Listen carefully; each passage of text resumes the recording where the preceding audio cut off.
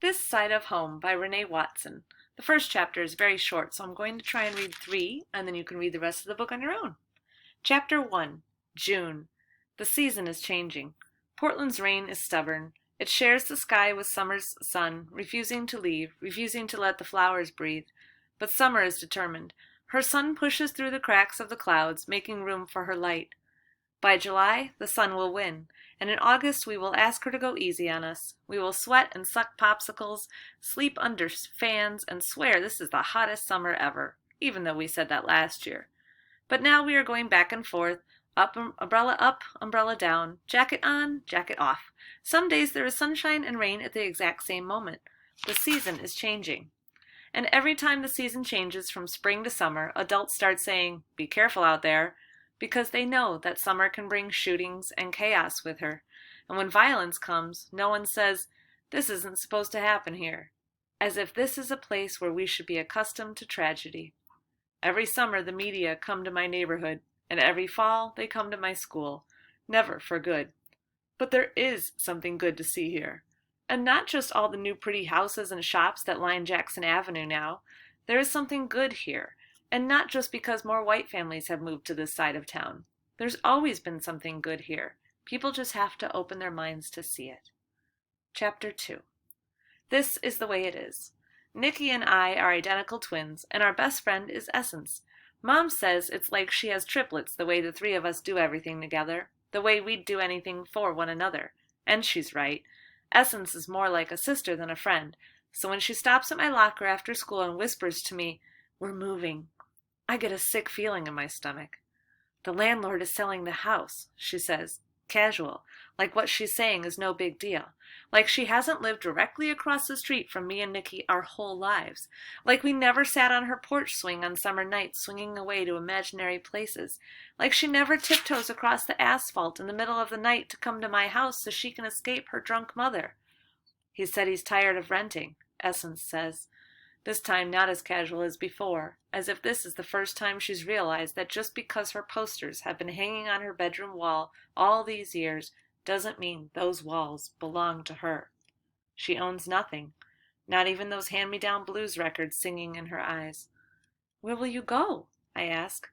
"Gresham, probably, or maybe North Portland. We don't know yet."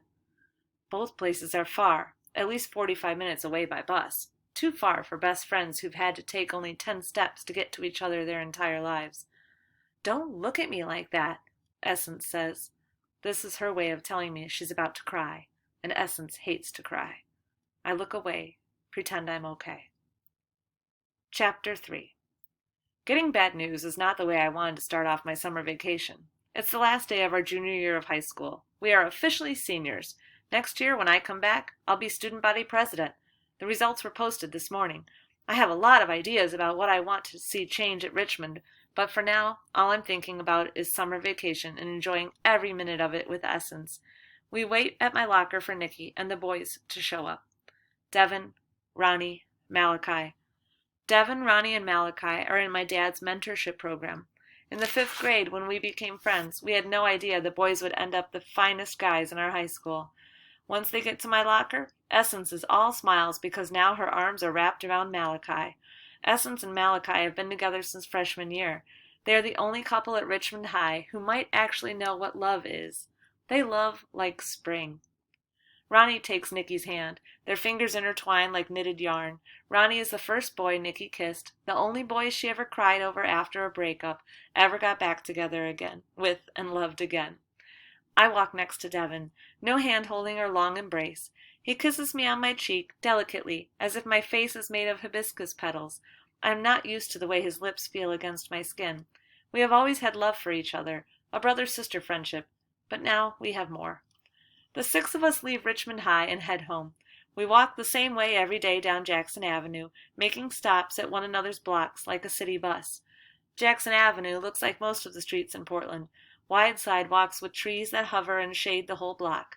Branches reaching out to hug you. Plump houses with welcoming porches. Every time we walk down this street, Essence says, "This is my street," because Jackson is her last name.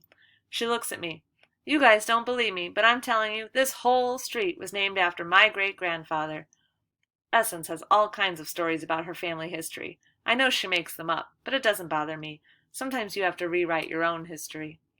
Malachi comes to her defense. He says to me, "Look, you and Nicky aren't the only ones who have famous names." He laughs. The story goes like this. Mom and Dad, who are both community activists, wanted us to have names that represent creativity and strength. Mom always tells us how the agreement was that Dad could choose our names if we were girls, and she would choose if we were boys. If we were boys, we would have been named Medgar and Martin. But once they found out we were girls, Dad decided to give us the names of our mom's favorite poets, Maya Angelou and Nikki Giovanni. Nikki hits Malachi lightly on the shoulder. "Don't be jealous," she says. Devin jumps in. "Malachi has a biblical name. That fits as famous, right?" Ronnie shakes his head. "Oh, no. I mean, who remembers what Malachi did in the Bible? No one ever mentions him." We all laugh. As we walk down Jackson Avenue, I take in all the newness, all the change. I turn to Devin and say, "Remember that house?" I point to the pale yellow bungalow that takes up the entire corner with its wraparound porch. It no longer has its wobbling steps and chipped paint. I will never forget that day. "Don't remind me," Devin says, even though the memory brings a smile to his face. We retell the story as if we don't already know. Devin says, "That dog came out of nowhere, just came right up to the fence, growling like crazy." I laugh. "Only I didn't know it stopped at the gate. I swear I thought it jumped over and was chasing us." "You took off running, Maya. Ran so fast I could barely catch you." And this is a big deal, because Devin is an athlete and I have never been. Then we remind each other how Miss Thelma sat on her porch pretending to mind her own business, when really she was eavesdropping and watching us to see what we were doing so she could tell our parents if we were misbehaving. "It's so strange to see her house as a coffee shop," he says, and there is no more laughter in his voice. For the past 4 years, there has been constant construction on just about every block in my neighborhood. They've painted and planted and made beauty out of decaying dreams. Block after block, strangers kept coming to Jackson Avenue, kept coming and changing and remaking and adding on and taking away from. About a year ago, Miss Thelma's old house became Daily Blend, comfy, cozy coffee. I wonder if those laptop typing, free Wi-Fi using coffee drinkers know that Miss Thelma's grandson died in that house, that a stray bullet found its home in his chest while he lay sleeping on the couch. He was only 8, and only spending the night with his grandma while his parents were away to celebrate their anniversary. Wonder if they know that she had her husband's 80th birthday celebration right there in the backyard. Wonder if they know the soil used to grow Miss Thelma's herbs and flowers, and that her house always smelled good because her kitchen was full of basil or mint or something else fresh from her garden. After Miss Thelma's husband died, she moved to Seattle to live with her son, who never came to visit enough, she always said. Mom keeps in touch with her, mostly through holiday cards and phone calls on birthdays. I wonder what Miss Thelma would think of all these people being in her house. Wonder if she had any idea that in just 4 years our neighborhood would be a whole new world. And I wonder what will be different in the next 4 years. Mom keeps telling me that life is only about change. Just last night she looked at me and Nicky and said, "I can't believe my little girls are all grown up now."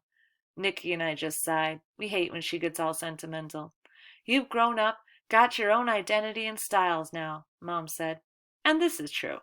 When we were kids, we spent our childhood looking just like each other, ponytails all over our heads, matching outfits with our names written on the tags so we would know what was mine, what was hers.